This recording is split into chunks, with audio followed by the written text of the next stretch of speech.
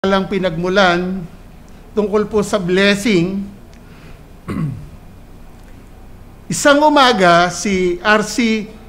Chapman, isang debotong Kristiyano, ay tinanong kung ano ang kanyang nararamdaman. Nabibigatan ako ngayong umaga, ang sagot niya. Ngunit ang kanyang masayang mukha ay sumalungat sa kanyang sinabi. Kaya naman, nagulat ang nagtanong, talaga bang nabibigatan ka, Mr. Chapman? Oo, ngunit ito ay isang kahangahangang pasanin. Ito ay isang labis na kasaganaan ng mga pagpapala na hindi ako nakahanap ng sapat na oras o mga salita upang ipahayag ang aking pasasalamat. Nang makita ang pagtataka sa mukha ng kanyang kaibigan, nakangiting idinagdag ni Chapman, ang tinutukoy ko ay ang awit 68:19, na lubos na naglalarawan sa aking kalagayan. Sa talatang iyon ay pinapaalala sa atin ng Ama sa langit na araw-araw niya tayong binibigyan ng pakinabang. Ayon po sa talata, purihin ang Panginoon na araw-araw na nagpapalakas sa atin. Ang Diyos ang ating kaligtasan. Totoo po ito.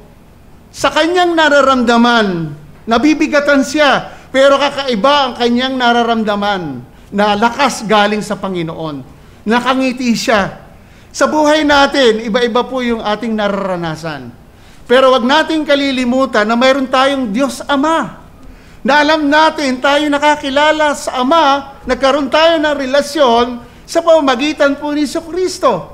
Maliwanag na may ugnayan tayo sa Ama. Kaya kung ano man ang dinadanas natin ngayon, naniniwala ako, daily man na may kabigatan tayo, nandyan po ang Diyos. Mga kapatid, sa anumang kalagayan natin, ang ating Diyos Ama na nasa langit ay nakasubaybay. Ang paborito ko pong salita dyan, na minsan kasi pag nagdadrive ako, naka-tune in ako doon sa DCS, minsan nakikinig ako doon, yung salitang kaagapay. Ang gandang salita nung kaagapay. Kaagapay natin ng Diyos. Siguro po, tanggalin ko na lang po. Okay lang po ba? Nahirapan po ako eh. Sige po. Kaagapay po natin ng Diyos para ano po? Para tayo ay palakasin. Sa anumang sitwasyon natin sa buhay, siya yung ating kaligtasan dito sa lupa. Hindi lang dito sa lupa, hanggang sa walang hanggan. At tayo nabubuhay sa pananampalataya. Ngayon, sa usapin po ng pagpapala, ito man ay temporal at spiritual, lahat ng ito ay mula sa Panginoon. Alam natin yan. Hindi po natin yan may tatanggi, mga kapatid. So, yung binasa po ng ating MC, ang awit ng karunungan na ito po ay pagpapalawak. Mula po doon sa awit 127. Sa paksa na titingnan natin ngayon, ang awit 127 po, nagtapos po kung saan, verse 5, na pinagpalang tao. Blessed na tao. At dito naman po, sa awit 128, ay nagbibigay ng karagdagang paglalarawan ng pagpapala sa taong ito. Sa konteksto po, mga kapatid, ng sinaunang Israel, ito po ay binubuo ng isang mabungang sakahan at tapat na asawa, mga anak na magkakasama sa hapag. Na makikita natin, kung pagbabasihan natin yung blessing na yan, ang sabi po sa Kawikaan, Kabanata 10, talatang 4, sabi po dito, ang tamad na kamay ay nagdudulot ng kahirapan. Ngunit ang kamay ng masipag ay nagpapayaman. Mapalad ang pamilya kung mayroong ganitong kamay na masipag. Blessed daw. Mapalad. Ang pagtatapos po ng awit ay nagpapakita na ang karunungan o ang pagpapala ay hindi individual. Parehong nauugnay po sa malaking katotohanan na ng kapakanan ng bayan ng Diyos. So ang awit pong ito, mga kapatid, ay nagsasalita tungkol sa pagpapala sa isang pamilya. Gaya ng sinabi ko kanina, gustong-gustong madinig ng karamihang tao, at siguro tayo din po, gusto natin lahat ay pagpapala, blessing. Sinabi niya sa isang tunay na pribilehiyo at pagpapala ang makapagbigay ng physical na pangailangan para sa sarili nating pamilya, para sa sarili mong pamilya. Pagkatapos po ay ang pagpapala ng isang produktibong asawa, maraming anak na alam natin, tinitingala ito ng komunidad. So, ang bagay pong ito, ang tanong natin, ang mga bagay bang ito ay saan nakaugat? Doon natin dito, saan ba nakaugat ito? Saan ba ito nagmula? Saan nakaugat upang masabi natin ang isang tao ay blessed? Kaya sa umaga pong ito, ang ating pag-usapan, the man's blessed, ang taong pinagpala. Sana isa tayo doon. Sana tayong lahat, maintindihan natin na dumating ang pagpapala sa atin. So ang mensahe po natin sa umagang ito, ang pagpapala ay laging inaasahan ng mga tao na ang tuon ay sa temporal na bagay. Subalit hindi pwedeng ihiwalay ang spiritual na bagay. Yun po ating titingnan. Ulitin ko po. Ang pagpapala ay laging inaasahan ng mga tao na ang tuon ay sa temporal na bagay. Na hindi pwedeng ihiwalay ang spiritual na bagay. Titingnan natin yan, mga kapatid. Una po, mapalad ang lahat ng may takot sa Panginoon. Blessed are all who fear the Lord. Pangalawa, mga pagpapala para sa lahat ng may takot sa Panginoon. Yun po ang ating titingnan. Blessing for all who fear the Lord.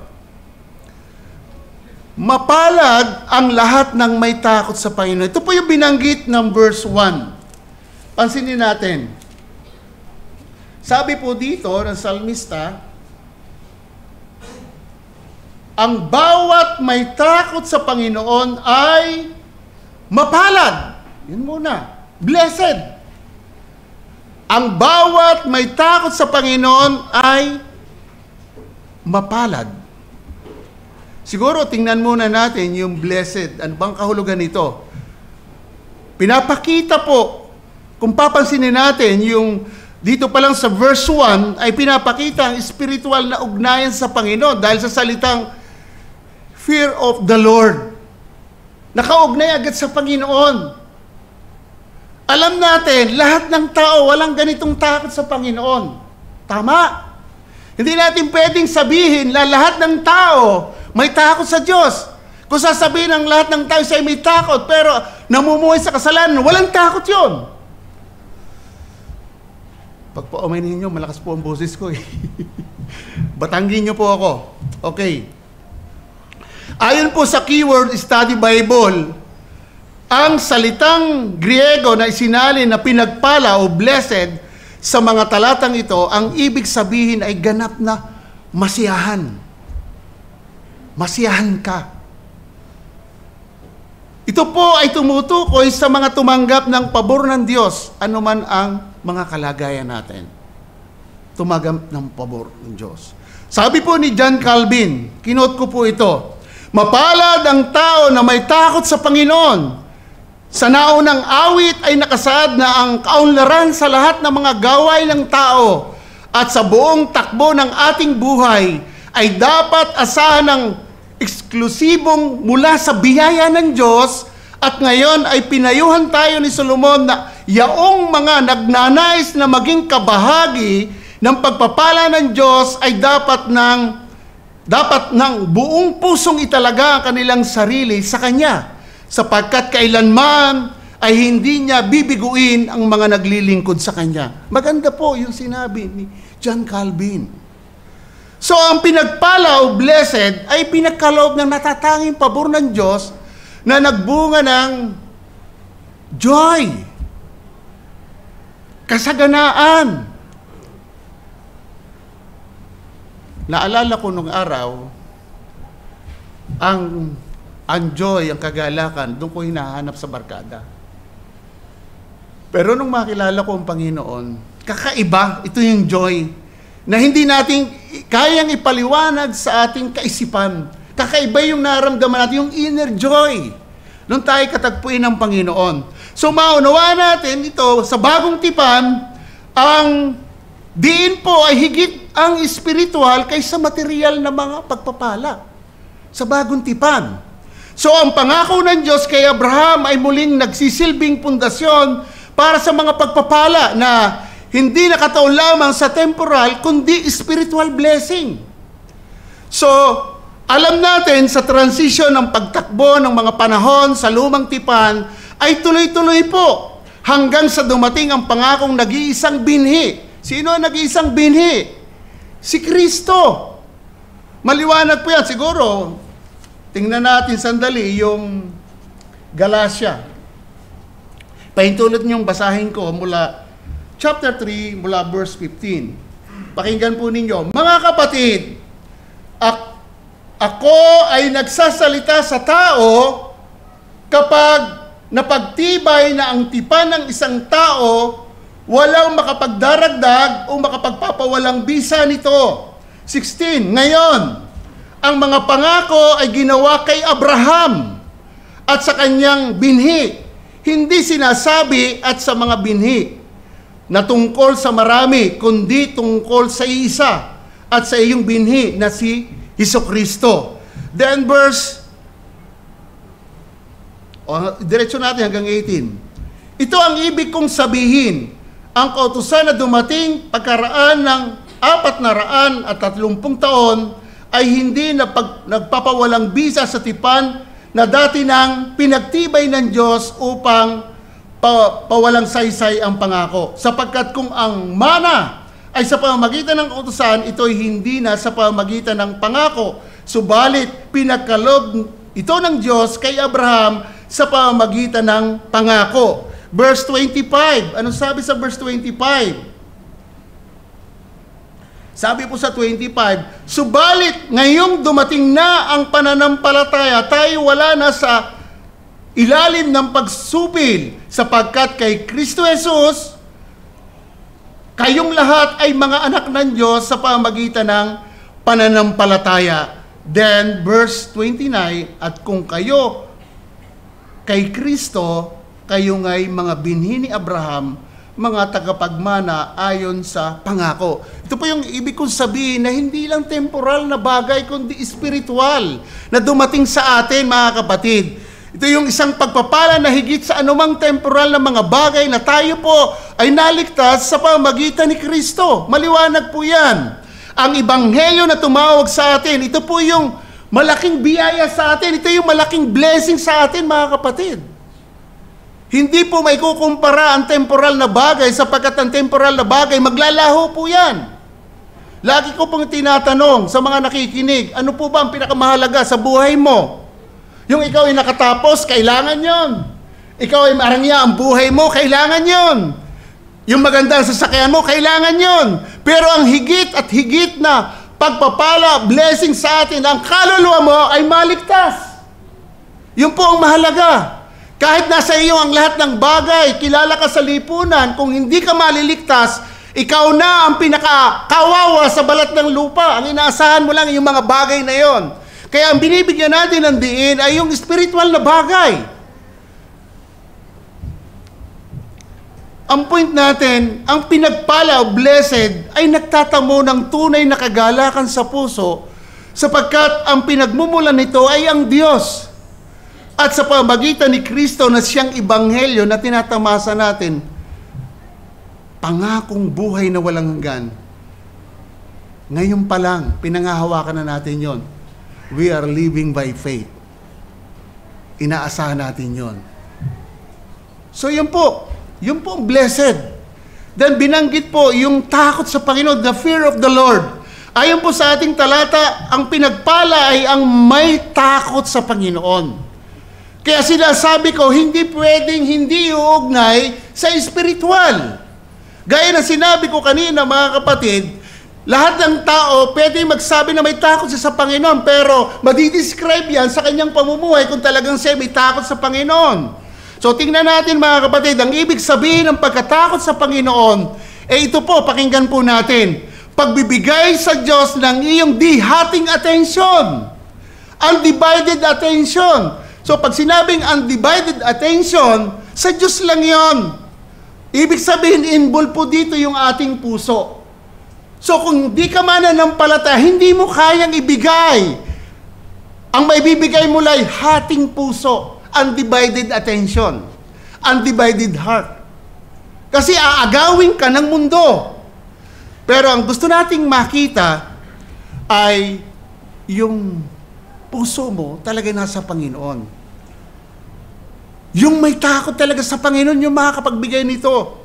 So, sa Psalms 86 verse 11, ituro mo sa akin ang iyong daan, Panginoon, upang ako'y umasa sa iyong katapatan. Bigyan mo ako ng pusong hindi nahahati, upang matakot ako sa iyong pangalan. Ayun.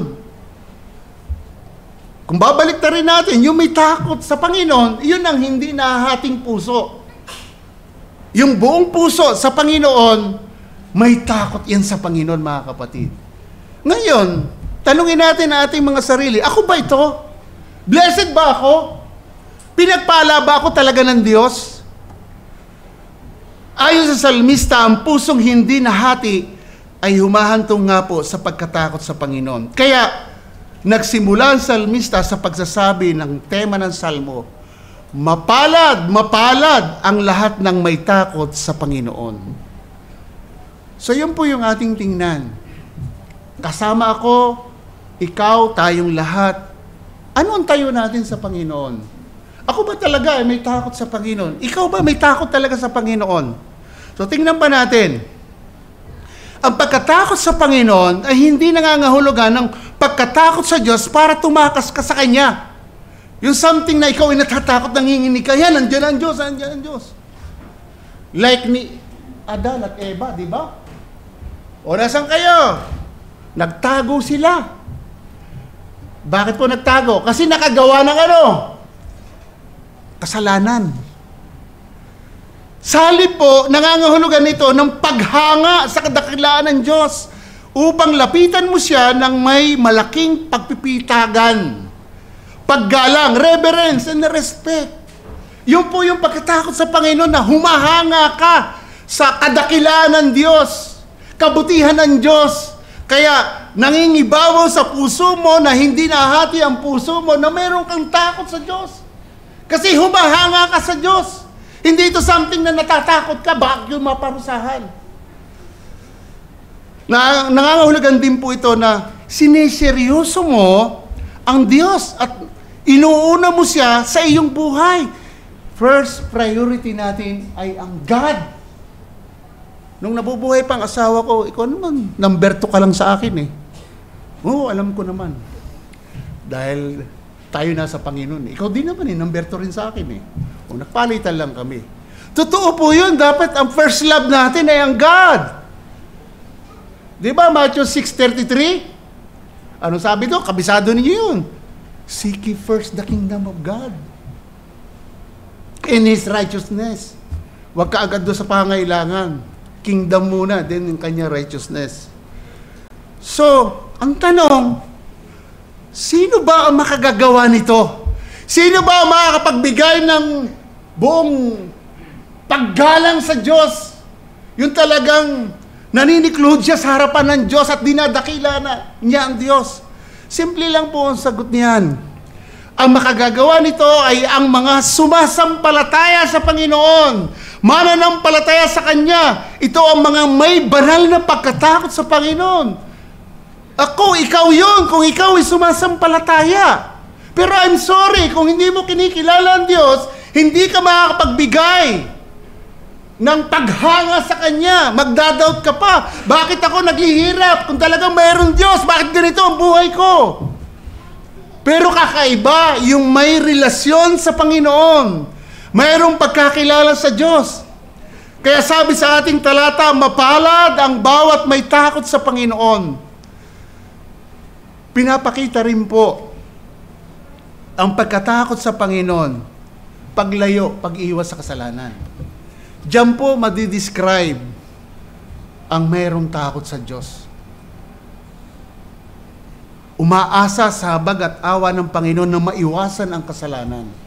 Tanda natin, lahat ng nakakilala kay Kristo, wala na sa pagkaalipin sa kasalanan.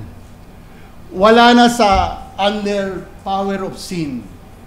Na-delivered na tayo doon through Jesus Christ. But in dwelling sin, nandun pa rin sa atin. Kaya dapat pag-ingatan natin ang ating sarili at umaasa lang tayo sa habag at awa ng Diyos. Ginagawa natin yon dahil ang Diyos po ay banal. Alam mo, totoo, hindi naman talaga tayo marapat sa kabanalan ng Diyos eh. Napakadami example si Pedro. Na-example ko na ito, di ba? Naghulog siya ng lambat sa dagat, walang nahuli, magdamag. Pero sabi ni Jesus Christ, ihulog mo, ang dami nahuli, di ba? Ano ang reaksyon ni Peter nung lumapit si lumayo ka ako eh, di karapat-dapat. Kasi po, banal ang Diyos. Si Isaias, ganun din po. Ang point natin mga kapatid, ang mga taong mapalad, mayroon pong personal na relasyon sa Ama, sa paanong paraan, sa pamamagitan ni Jesus Christ. Kaya mapalad tayo na mananampalataya, nakalalapit tayo sa Amang hindi nakikita sa pamamagitan ni Christ. At siya'y nananatiling namamagitan sa atin noon, ngayon, hanggang sa hinaharap. Higit na pinagpala, bilang pinagpala mula sa pagkatakot sa Panginoon ay ang buhay na walang hanggan nga po mga kapatid. Ito yung sinasabi natin, pinakamahalaga sa buhay natin, ang maligtas. Wala pong may kukumpara dyan. Si Christ po nagsabi, ano mapapala ng tao kung makamtan mo man ang buong sanlibutan, kung mapapahamak ang alin, ang iyong buhay o iyong kaluluwa. Mahalaga po sa Panginoon ang soul. Maligtas tayo. Pangatlo, yung binanggit po sa ating talata, verse 1. Sabi po, ang bawat may takot sa Panginoon ay mapalad na sa kanyang mga daan ay lumalakad. So alam natin, kung naiintindihan natin yung blessed, may takot sa Panginoon, magre-reflect po yung may banal na pagkatakot sa Panginoon, mahayag sa kanyang buhay, lalakad siya, mamumuhay siya. Saan? Sa kanyang daan. Walang ibang daan ang Panginoon kundi ang kanyang banal na kasulatan. Scripture. Ang paglakad sa kanyang mga daan ay ang pamumuhay sa pagsunod sa Diyos. At ang guidance natin ay ng Scripture para masunod natin ang kanyang kalooban. Ang tunay na paraan upang ipakita natatakot tayo sa Panginoon, ipakita natin sa pamamagitan ng paglakad sa kanyang mga daan, mga kapatid. Ang mga lumalakad lamang sa daan ng Panginoon ang may karapatan sa ipinangakong pagpapala sa pamamagitan ng pagsunod. Ito po ay nagpapatunay ng katotohanan ng kanilang pananampalataya at mapigitagang takot sa Diyos. Ang mga paraan po, mga kapatid, kung saan ang Diyos ay nag-uutos, nagtuturo sa salitang lumakad. Makita natin ito sa Psalms 1 verse 1. Mapalad ang tao na hindi lumalakad sa payo ng masama, ni tumatayo sa daan ng mga makasalanan, ni nauupo man sa upuan ng mga malilibak. Ang mga lumalakad sa kanyang daan ay, yun po, pinapakita na umiiwas talaga sa maaring magdulot ng hindi makapagbigay luwalhati sa Diyos. Tayo pong mga mananampalataya, dapat nabubuhay tayo sa anumang ginagawa natin ay magbigay ng kaluwalhatian sa Diyos. Yan ang binabanggit ng Biblia. Kumakain ka man, umiinom ka man, ano man ang iyong ginagawa, gawin mo sa ikararangal ng Diyos. Yun na po ang buhay natin. Kaya pag sinabi natin lumalakad sa kanyang daan, yung ating ginagawa ay nagbibigay luwalhati sa Diyos sapagkat yun ang layunin ng Diyos na siya bigyan ng kaluwalhatian. Gumagalang tayo sa malilikha, creator of life. Magpasalamat tayo dahil tayo humihinga. Ang higit sa lahat na pinagpapasalamat natin, humihinga tayo pero merong pangakong buhay na walang hanggan, na hindi matatapos dito sa lupa, kundi aabot sa walang hanggang buhay. Yun po ang napakahalaga, mga kapatid. Inuulit at ulit ko pong sasabihin yon, sapagkat yun po ang mahalaga sa buhay natin.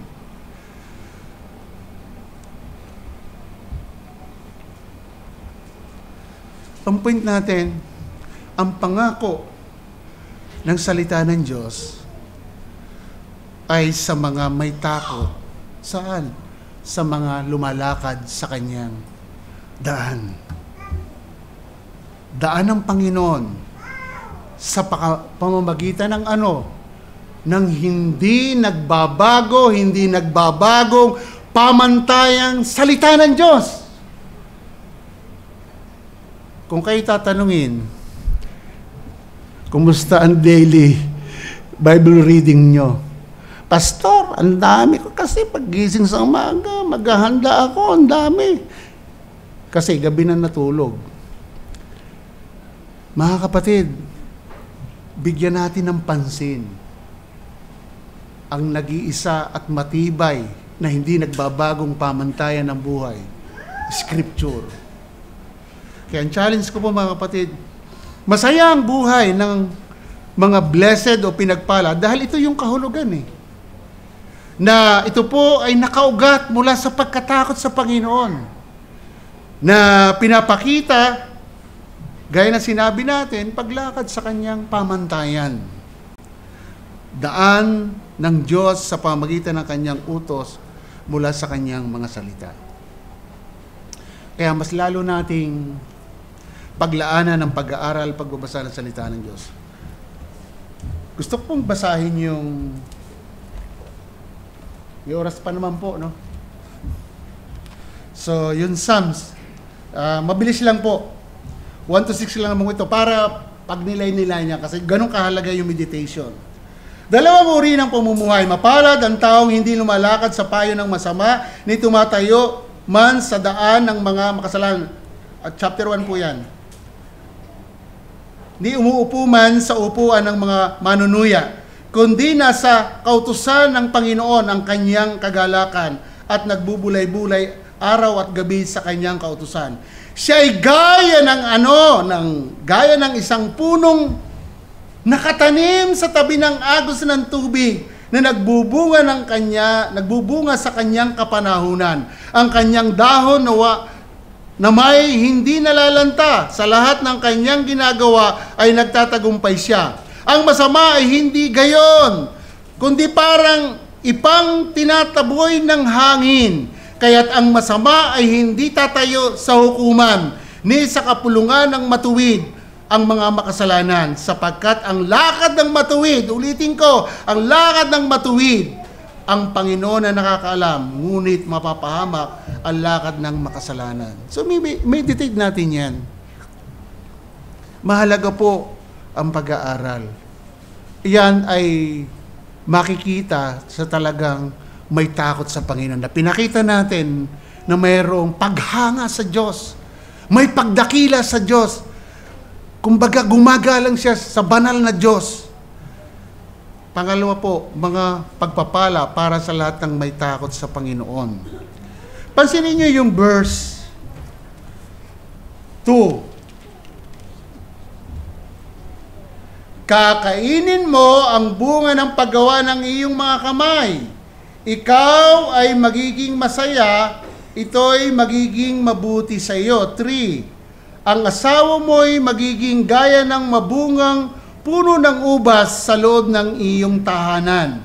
Ang mga anak mo'y magiging gaya ng mga puno ng ulibo sa palibot ng iyong hapagkainan. Napakaganda pong talata. So mga kapatid po, ang mga pagpapala para sa lahat ng may takot sa Panginoon, pinakita ng verse 2 to 3, fruit of labors. Lahat tayo nagtatrabaho, di po ba? Lahat tayo may mga bukasyon, may mga ginagawa. Ang sabi dito, fruit of labors, bunga ng mga pagpapala. kakanin mo. Iyon ay isang pagpapala ang mabuhay sa mga bunga ng sariling industriya o sa mga pinagkakitaan natin sa iyong pagpapagal. Lahat naman ng tao nagpapagal. Pero kakaiba yung mayroong takot sa Panginoon na may relasyon sa Diyos. Masaya siyang nagtatrabaho. Ito po ang dapat nating tingnan para hindi tayo mabigatan sa mga pagtatrabaho natin. Dati, alam natin, kung hindi nagkasala si wag na natin sabihin kung, nung magkasala si Adan, di ba, sinumpa. Nandun yung hatol, yung sumpa ng Panginoon, na ang lalaki magtatrabaho habang nabubuhay, pagpapawisan. Pero alam natin, yung sumpang yun, na-restore through Jesus Christ. Pero hindi nangangahulugan na hindi tayo mahihirapan. Pero ang point ko, lahat ng nakay Kristo, kapag nagtatrabaho, iba na. Hindi na siya nabibigatan, meron na siyang joy. Bakit po tinuturo ng mga apostol, kung ikaw ay mayroong amo, gawin mo ang iyong trabaho na waring hindi sa tao ka naglilingkod, kundi sa Panginoon. So ibig sabihin, masaya na. So ngayon, pinapakita natin, bunga ng mga pagpapagal natin, meron na tayong joy at sinabi na ating talata, kakanin mo yung mga pinagpagalan mo. Masaya ka doon. Ang intention at pagnanais ng Diyos na pagpalain ng sangkataon ay isang pangunahin, focus ng kanyang pangangalaga sa lahat ng tao. Dahil dito, ang konsepto ng pagpapala ay lumagana po sa talaan ng Biblia. Dalawang natatanging ideya ang naroon po. Una, ang pagpapala ay isang pampublikong pagpapahayag ng isang pinaburan na katayuan sa Diyos.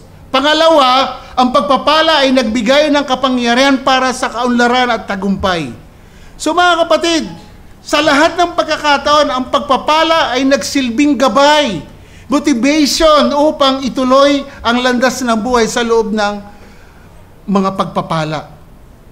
Alam niyo mga kapatid, ang mga tuntunin sa lumang tipan para sa pagpapala ay marami sa lumang tipan na nangyayari po. Humigit kumulang 600 times.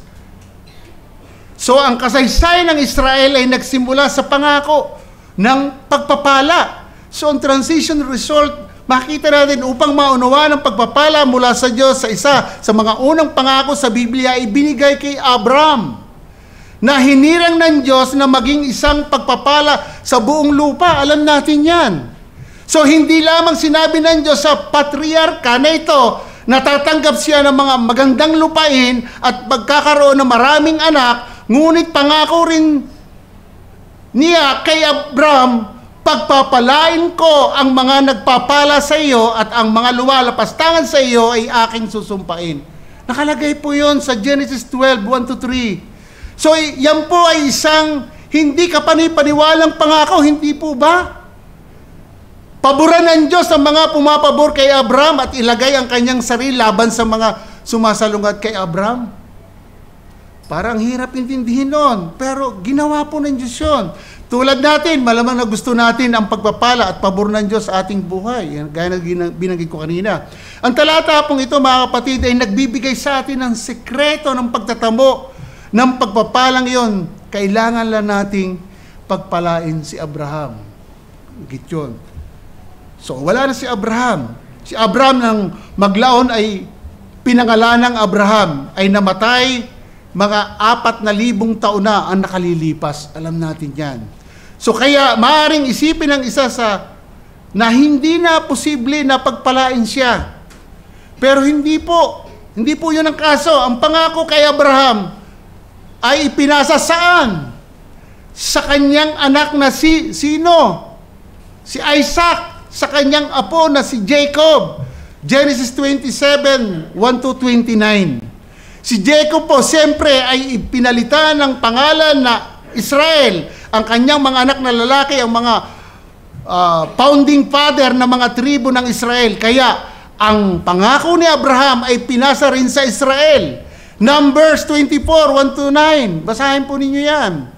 Ang point natin, sa kasaysayan ng bansang Israel, sila'y pinagpalang bansa, kaiba sa ibang bansa at higit na blessing na dumating sa bagong tipan ay yung spiritual blessing sa pamamagitan ni Kristo na ang church ay tinatawag na spiritual Israel, kasama ng Hudyo at Gentiles. So, kasaganaan sa pamilya, tinutukoy ng ating talata, ulitin ko po yung verse 3, ang asawa mo'y magiging gaya ng mabungang puno ng ubas sa loob ng iyong tahanan. Ang mga anak mo'y magiging gaya ng mga puno ng ulibo sa palibot ng iyong hapagkainan. Narito, ang taong may takot sa Panginoon ay pagpapalain ng ganito. Pagpapalain ka ng Panginoon mula sa Zion. Ang kaunlaran ng Jerusalem ay iyon nawang masaksihan sa lahat ng mga araw ng iyong buhay. Ang mga anak ng iyong mga anak ay iyon nawang mamasdan, mapasa Israel nawa ang kapayapaan. Kasaganaan sa pamilya. Ang awit pong ito ay nagsasalita tungkol sa sinasabi nating blessing sa pamilya. Sinabi niya isang tunay na pribilehiyo, nabanggit natin kanina, na blessing ang makapagbigay ng physical na pangailangan sa ating pamilya. So pagkatapos po ay pagpapala ng isang masasabi nating produktibong asawa, maging ang anak, alam natin, nakikita yan ng komunidad. So mga kapatid, idinagdag pa dito mga kapatid na kapag siya ay tumanda ay magkakaroon siya ng pagpapala na makita ang kanyang mga apo. Binanggit po yon. So ito po ay natatangi lalo na po sa mga taong ang haba ng buhay bihirang lumampas na ng 50. Salamat, nakalampas ako ng 50. 62 na ako eh. Pero bihira po umabot ng ganyan. So lahat ng ito po ay pinangako sa pamilyang may paggalang at pagkatakot sa Panginoon at namumuhay ayon sa prinsipyo ng salita ng Diyos. Yun po binanggit. Kinote ko po yung kay David Guzik. Ganito po ang pagkabanggit niya. Ang iyong asawa ay magiging gaya ng mabungang puno ng ubas. Ay nakakita lang ako ng ubas sa palengke. Di ba, kumpul-kumpul yung ubas. Eh, sino po nakakita ng puno ng ubas dito? Siguro meron na nakakita. Pero pag tayo nagpunta ng palengke, kumpul-kumpul. Ganun daw po. Sabi pa niya, ang may takot sa Panginoon ay mabibiyayaan ng malaki at masayang tahanan. Ang tahanan ay masaya sa mismong puso nito. At ang mga bata ay yumayabong habang nagtitipon sila sa paligid ng iyong mesa. Mayroong isang pakiramdam ng komunidad at kaligayahan. Ganun po yung pamilya.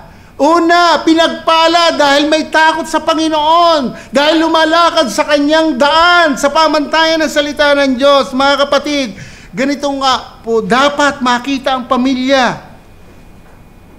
So, alam natin, ang institusyon ng lipunan, ang pamilya, pamahalaan at reliyon, ang paraan po kung saan natanggap ang mga pagpapala. Sa loob ng pamilya, pinagpala ng ama ang kanyang asawa at mga anak, lalo't yung mga tatay. Maraming mga tatay dito, yung masipag yung binasa natin kanina, mapala daw yung masipag na kamay. Ay pagtatamad-tamad, may binanggit sa Biblia, huwag pakainin yung mga tamad. Sabi ni Pablo. So masipag. Genesis po 27 verse 27 to 29. Tinanggap ni Jacob ang pagpapala ni Isaac. Genesis 49 verse 25 to 26. Then 1 Samuel 2:20. Sa konteksto ng pamahalaan, alam natin, pinagpala ng pinuno ng kanyang mga nasasakupan. 2 Samuel chapter 6 verse 18. 1 King chapter 8 verse 14. Then chapter verse 55 ng 1 King chapter 8. Lahat pong ito mga kapatid ay mula sa Panginoon. Ano mang mayroong kagaling yan sa Panginoon. Pero ang dinidiin natin, how much more yung meron kang takot talaga sa Diyos na talagang iginagalang mo ang Panginoon. Nire-respeto mo siya.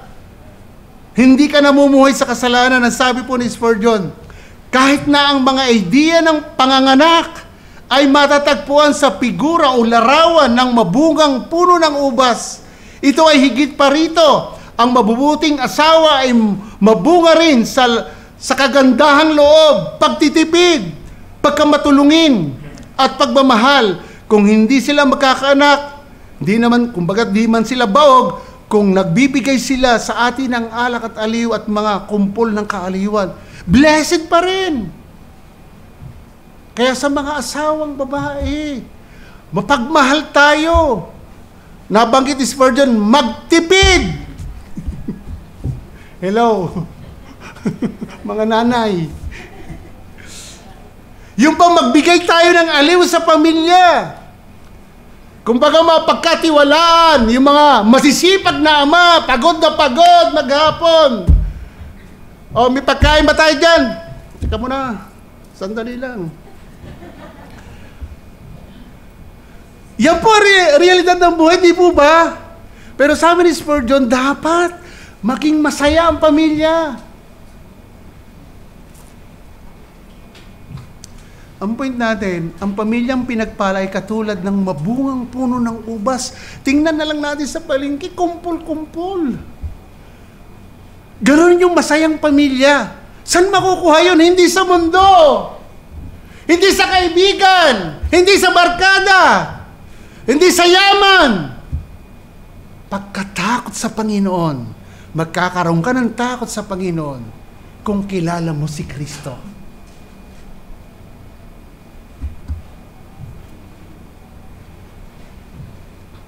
Lahat pong yan ay nagmumula sa Panginoon. Kaya pagdidiin po natin, lahat ng mga ito po ay biyaya ng Diyos sa pangkalatang ginagawa naman sa lahat ng tao.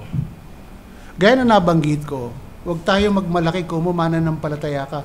Hindi ka kayo pagpapalay kasi wala kayong pagkakilala sa Diyos. Mali! Ang Diyos ang nagrurule sa buong universe. Pinapangalagaan niya lahat ng tao.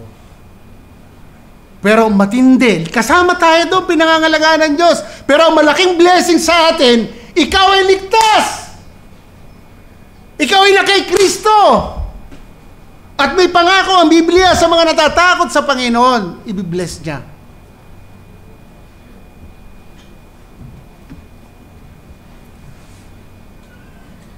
So mga kapatid, ang Biblia po ay nagsabi sa Deuteronomy, ang mga sumusunod sa Panginoon, i-bless niya. Pero yung sumusuway ay susumpa niya. Bunga ng tagtuyot, sakit at kawalan. So sa ating pagtatapos mga kapatid, anong aral yung matutunan natin? Siyempre may ilang bagay tayong Ang isang tao ay dapat matakot talaga sa Panginoon. Gawin mong pamantayan sa iyong buhay ang Scripture. According po sa Christian Library, Impuritans, ganito po. Ang tunay na takot sa Diyos ay parang bata na takot. Ang ilan sa mga Puritans ay tinawag itong pagkatakot ng anak. Ito ay kombinasyon ng banal na paggalang at kumikinang na pag-ibig. Ang pagkatakot sa Diyos ay ang pagkakaroon ng pusong sensitibo sa kanyang pagka-Diyos, sa kanyang kagandahang loob. Nangangahulugan ito na makaranas ng labis na pagkamangha at malalim na kagalakan ng sabay-sabay kapag nagsimulang maunawaan kung sino talaga ang Diyos at kung ano ang kanyang ginawa para sa atin. Yun, tama. Napakaganda. Pangalawa, ang paglakad sa daan ng Diyos ay pamumuhay araw-araw, daily yan. Hindi kapag linggo lang. Pag Monday to Saturday, yay! Liwaliw na naman sa mundo. Hindi po ganun ang Kristiyano. Araw-araw ng pagsunod sa salita ng Diyos. Yes, mahina tayo, pero kaya kailangan natin ang habag at awa ng Panginoon. Ipanalangin natin na masunod natin yung kanyang banal na aral. Pangatlo, ang sino mang ang magiging, kumbaga, walang sino mang magiging tunay na masaya habang nabubuhay sa pagsuway sa Diyos. Tandaan po natin yan. Walang magiging masaya. Lalo't ikaw ay Kristiyano, kung masuwayin ka, di ka magiging masaya. Tandaan po natin yan. Pang-apat, tanging sa paglakad sa mga daan ng Diyos, ikaw ay tunay na masisiyahan. Makokontento ka. Gawin mong pamantayan ang salita ng Diyos.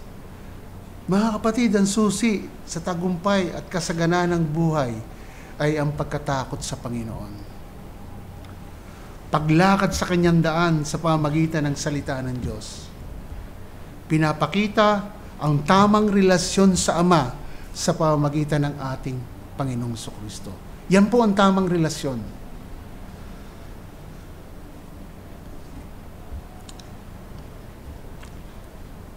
So kaya, kina-challenge ko po, kakausapin ko po dito yung kung mayroon pong mga ngayon lang nakadalo dito o visitor natin. Napakinggan mo ang blessed na tao, yung may pagkatakot sa Panginoon at lumalakad sa kanyang daan. Pero hindi mo kayang gawin yon kapag hindi mo nakilala si Kristo. Ito na yung panahon. Kung nandito ka, o sa personal mo, talagang, kumbaga, wala pa talagang personal na relasyon sa Diyos. Ito na yung time. You need to know Christ as your Savior. Siya yung ating tagapagligtas. Walang ibang nabayubay sa krus. Walang ibang napako sa krus na siyang umako ng ating mga kasalanan. Siya po ang tumanggap ng puot ng Ama. Siya po ang tumanggap ng parusa ng Ama. Kaya ikaw na kinakausap ko, tingnan mo yon, sampalatayanan mo yon. Kasi hindi magiging masaya ang buhay mo, hahanapin mo ang saya sa mundo. Pero kakaiba kapag nakilala mo ang Panginoong Diyos, si Jesus Christ as your Savior. Higit sa lahat, maliligtas ang kaluluwa mo. Pero binanggit ng Biblia, sampalatayanan mo siya. Sumampalataya ka sa Panginoong Hesus.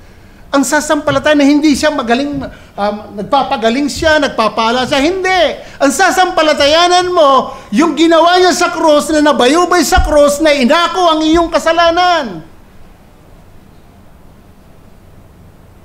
Na siya ang nahirapan, siya na parusahan, na dapat ikaw yun. Kaya challenge kita, kilalanin mo siya bilang tagapagligtas na iyong buhay. Hindi lang yon, maging Panginoon. Kapag naligtas ka, maging Lordship mo si Christ. Susunod ka sa pagkapanginoon ni Jesus Christ. Maraming naligtas, pero pinababayaan ang pagiging Lordship ni Christ. Patawarin tayo ng Diyos. Iniligtas ka ng Diyos, biyaya ito ng Diyos. Gawin mo yung nais ng pagkapanginoon ni Jesus Christ. Hindi na ikaw ang Panginoon ng buhay mo bilang mananampalataya. Binayaran ka na ng dugo ni Kristo. Hindi mo na pag-aari ang iyong buhay. Kaya ang buhay mo, 1 Corinthians 6:19-20, ang iyong katawan, luwalhatiin ang iyong katawan, ang Diyos, dahil binayaran ka na ng dugo ni Kristo. Unto God all the glory. Praise. Ama, salamat po sa umagang ito, sa iyong kabutihan, sa inyong kadakilaan. Panginoon, salamat po sa iyong presensya at sa inyong mga salita na naipahayag ngayong umaga. Nawa po, tulungan niyo po ang aking mga kapatid bilang mananampalataya na hindi lang ito napakinggan, kundi ipamuhay po ito, mamuhay sa pananampalataya sa inyo, na araw-araw magkaroon kami ng banal na takot sa inyo, na iginagalang ka namin, dinadakila ka namin, pinapapurihan ka namin sa lahat ng aming ginagawa. Tulungan din po nyo kami na iwasan namin ang kasalanan. Dahil kayo po ay banal, ayaw ninyo ng kasalanan. Tulungan din po ninyo mga visitors namin na wala pa talagang personal na pagkakilala sa inyo. Tulungan niyo po sila na lumapit sa inyo. Kahabagan niyo po sila. Tulungan niyo po sila at buksan niyo po kanilang mga puso't isipan upang sila po ay sumampalataya sa inyo at magsisi ng kasalanan. Salamat po, Ama, sa umagang ito. Ito po ang aming dalangin sa pangalan ni Jesus. Amen.